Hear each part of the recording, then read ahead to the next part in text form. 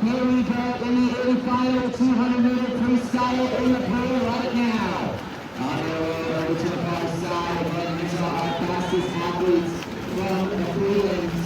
And after the victory, on the far side, it is in lane 8, winning overall for his team, Rovers. Racing very well, who goes into the turn first. And in lane 5, Lauren Lonsdale.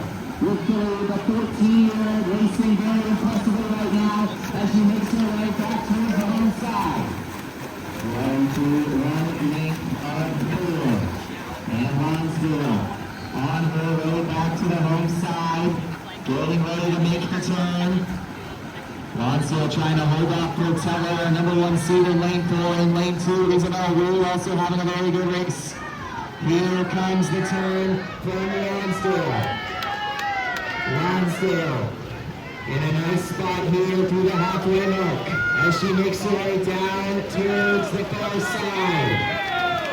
Is anyone going to bring back Lauren Lonsdale? With about 75 meters to go.